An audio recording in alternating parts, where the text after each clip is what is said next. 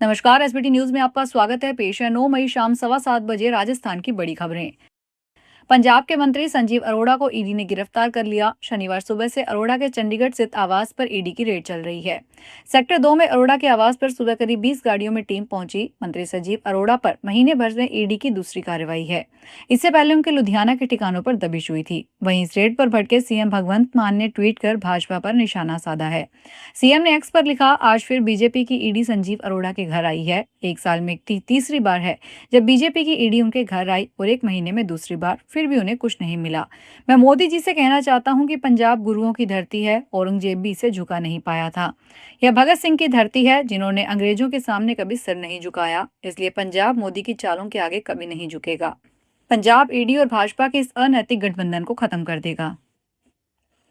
राजस्थान सचिवालय के DIPR section में आग लगने से हड़कंप मच गया। शुरुआती जानकारी के अनुसार शनिवार दोपहर आग शॉर्ट सर्किट से लगी। हालांकि तत्काल ही एमसीबी को ट्रिप कर दिया गया। राहत की बात यह रही कि समय रहते आग पर काबू पा लिया गया। आग से नुकसान की सूचना नहीं है। घटना की जानकारी मिलते ही दमकल विभाग की टीमें मौके पर पहुंची और आग बुझाने का काम शुरू किया। साथ ही डीआईपीआर के अधिकारी भी मौके पर पहुंचे और स्थिति का जायजा लिया। फिलहाल आग लगने के कारणों की जांच की जा रही है। राजस्थान में जयपुर डिस्कॉम की अनोखी पहल के तहत जयपुर सिटी सर्कल के ऑपरेशन एंड मेंटेनेंस से जुड़े सहायक अभियंताओं और अधिशासी अभियंताओं ने शनिवार को विभागीय नियमों और परिपत्रों से संबंधित प्रश्न पत्र को हल किया। आधिकारिक सूत्रों के अनुसार विद्युत भवन में यह परीक्षा ली गई। डिस्कॉम चेयरमैन आरती डोगरा की पहल पर ली गई। इस परख का उद्देश्य अभियंताओं में नियमों, प्रक्रियाओं और समय समय पर जारी होने वाले सर्कुलर के प्रति जानकारी और समझ बढ़ाना है।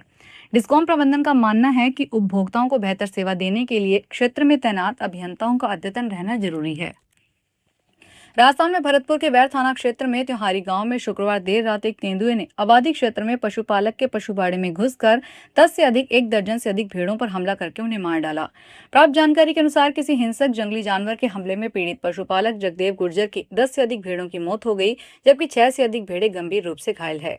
घटना के बाद त्योहारी गांव सहित आसपास के ग्रामीण क्षेत्रों में भय व्याप्त हो गया। राजस्थान के सरकारी और मान्यता प्राप्त निजी विद्यालयों में पढ़ने वाले लाखों विद्यार्थियों के लिए बड़ी राहत की खबर है। अब उन्हें विभिन्न छात्रवृत्ति योजनाओं का लाभ लेने के लिए स्वयं आवेदन नहीं करना पड़ेगा। शैक्षणिक सत्र 2026-27 के लिए विद्यार्थियों को कुल 19 प्रकार की छात्रवृत्तियां शाला दर्पण पोर्टल के माध्यम से उपलब्ध करवाई जाएगी। नई व्यवस्था के तहत राजस्थान के सरकारी और निजी विद्यालयों के प्रधान शाला दर्पण बेनिफिशियरी स्कीम पोर्टल तथा प्राइवेट स्कूल पोर्टल के जरिए छात्रवृत्ति प्रस्ताव ऑनलाइन तैयार कर जमा करेंगे। प्रस्ताव तैयार कर प्रमाणित करने की अंतिम तिथि 31 जुलाई निर्धारित की गई है। राजस्थान के मुख्यमंत्री भजनलाल शर्मा शनिवार को कोलकाता में पश्चिमी बंगाल के मुख्यमंत्री के शपथ ग्रहण समारोह में शामिल हुए। प्रधानमंत्री मोदी की गरिमामयी उपस्थिति में आयोजित इस समारोह में उन्होंने शुभेंदु अधिकारी को मुख्यमंत्री और अन्य विधायकों को मंत्री पद की शपथ लेने पर हार्दिक बधाई और शुभकामनाएं दी।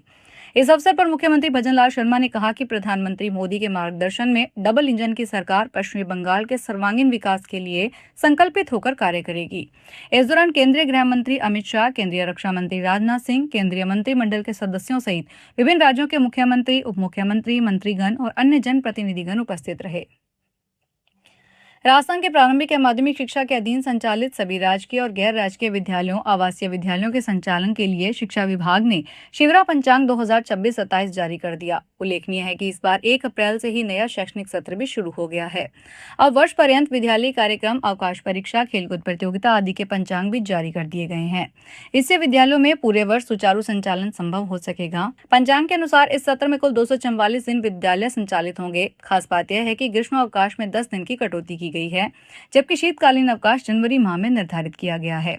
कक्षा 9 से 12 तक के विद्यार्थियों के लिए प्रवेश की अंतिम तिथि 11 जुलाई तय है। पंचांग में कुल 126 अवकाश घोषित किए गए हैं। कोटा में पूर्व चिकित्सा मंत्री प्रसादी मीना ने अस्पताल प्रबंधन और सरकार की कार्यशैली पर गंभीर सवाल उठाते हुए कहा कि यदि जिम्मेदारों पर सख्त एक्शन नहीं हुआ तो लोगों का हॉस्पिटल से विश्वास उठ जाएगा।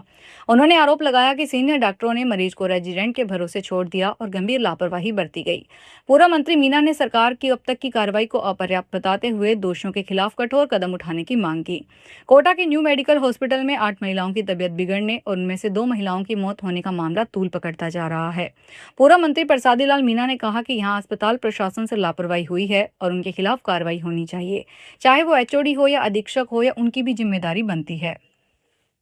बाड़मेर जिला कलेक्टर चिन्मयी गोपाल ने शनिवार को जिला हॉस्पिटल का निरीक्षण किया। इस दौरान सीटी स्कैन मशीन बंद होने को लेकर पीएमओ और मेडिकल कॉलेज के प्राचार्य से जानकारी ली। प्रिंसिपल ने कहा कि टेंडर होने के बाद बार बार अपील करने की वजह से सीटी स्कैन मशीन अभी तक नहीं लगी। वहीं हॉस्पिटल में कैंटीन लगाने के निर्देश दिए गए हैं। वहीं सोनोग्राफर और रेडियोग्राफर छुट्टी पर होने के कारण रजिस्टर एडीएम ऑफिस मंगवाए गए हैं। कलेक्टर ने कहा हीट वेव को देखते हुए आने वाले दिनों में मॉक ड्रिल की जाएगी, जिससे नर्सिंग कर्मियों को ट्रेनिंग भी हो जाएगी। कोटपुतली भैरोड के पनियाला थाना पुलिस ने कार्रवाई करते हुए चोरी के एक शातिर अपराधी को गिरफ्तार किया। पुलिस ने 15 महीने बाद चोरी का माल भी बरामद कर लिया, जिसमें बड़ी गाड़ियों के 10 टायर शामिल है। चोरी की घटना में प्रयुक्त एक ट्रैक्टर ट्राली को भी जब्त किया गया है। थानाधिकारी रणवीर सिंह ने बताया 26 फरवरी को विवेक कुमार ने रिपोर्ट दर्ज करवाई है। उन्होंने बताया कि उनकी नई गाड़ियों के लिए रिम सहित 10 टायर वर्कशॉप के बाहर रखे हुए थे, जिन्हें 25 फरवरी की रात अज्ञात व्यक्तियों ने चुरा लिया था। पाली में एंटी नारकोटिक्स टास्क फोर्स ने शनिवार सुबह देसूरी नाल में बड़ी कार्रवाई करते हुए डोडा पोस्त तस्करी का पर्दाफाश किया। कार्रवाई उस समय सनसनीखेज मोड़ पर पहुंच गई जब पीछा कर रही टीम को देखकर तस्करों ने अपनी कार पर पेट्रोल छिड़क कर आग लगा दी। देखते ही देखते कार आग का गोला बन गई। सूचना के अनुसार एंटी नारकोटिक्स टास्क फोर्स को अवैध डोडा पोस्त परिवहन की सूचना मिली थी। इसके बाद शनिवार सुबह करीब 10 बजे झीलवाड़ा से हरिओम आश्रम देसूरी की ओर आ रही संदिग्ध कार को रोकने का प्रयास किया गया। धौलपुर में जिला परिवहन और सड़क सुरक्षा विभाग ने निजी स्कूलों की बसों के खिलाफ अभियान चलाया है। इस दौरान फिटनेस विहीन और नियमों का उल्लंघन करने वाली आधा दर्जन बाल वाहिनियों पर कार्रवाई की गई। यह अभियान जिला कलेक्टर श्रीनिधि बीटी और पुलिस अधीक्षक विकास सांगवान के निर्देशन में चल रहा है। जिला परिवहन अधिकारी गौरव यादव ने बताया कि कई निजी स्कूल अपने वाहनों को नियमित फिटनेस नहीं करा रहे और यातायात नियमों का लगातार उल्लंघन कर रहे हैं। इसे गंभीरता से लेते हुए विभाग ने विशेष जांच अभियान शुरू किया। इसके तहत परिवहन निरीक्षक स्कूलों में पहुंचकर बसों का भौतिक सत्यापन कर रहे हैं। अलवर जिले की सीमा से लगे अजबगढ़ क्षेत्र में रामजी का गुवाडा गांव में एक ऐसी घटना सामने आई जिसने पूरे इलाके को स्तब्ध कर दिया। 65 वर्षीय बुजुर्ग महिला चमेली देवी को परिजनों ने मृत मान लिया। घर में मातम पसरा हुआ था। रिश्तेदारों को सूचना दी जा चुकी थी और सुबह अंतिम संस्कार की तैयारियां भी शुरू हो गई थी, लेकिन अंतिम दर्शन से ठीक पहले महिला के शरीर में हलचल होने लगी, जिसे देखकर वहां मौजूद लोग हैरान रह गए। जानकारी के अनुसार चंबेली देवी लंबे समय से सांस संबंधी बीमारी से जूझ रही थी और उनका इलाज चल रहा था। मंगलवार रात अचानक उनकी तबीयत बिगड़ गई। परिजनों का कहना है कि रात के समय उनकी सांसें बेहद धीमी हो गई और शरीर में किसी तरह की हरकत दिखाई नहीं दी। इसी वजह से परिवार के लोगों ने उन्हें मृत समझ लिया। प्रधानमंत्री मोदी रविवार को कर्नाटक और तेलंगाना की यात्रा पर जाएंगे, जहां वे हैदराबाद से लगभग 9400 करोड़ रुपए की अनेक विकास परियोजनाओं की आधारशिला रखकर उद्घाटन करेंगे और राष्ट्र को समर्पित करेंगे। श्री मोदी सुबह 11 बजे बेंगलुरु में द आर्ट ऑफ लिविंग की 45वीं वर्षगांठ समारोह और श्री श्री रविशंकर के 70वें जन्मदिवस समारोह में भाग लेंगे। वे बेंगलुरु स्थित आर्ट ऑफ लिविंग अंतर्राष्ट्रीय केंद्र में नवनिर्मित ध्यान मंदिर का उद्घाटन भी करेंगे।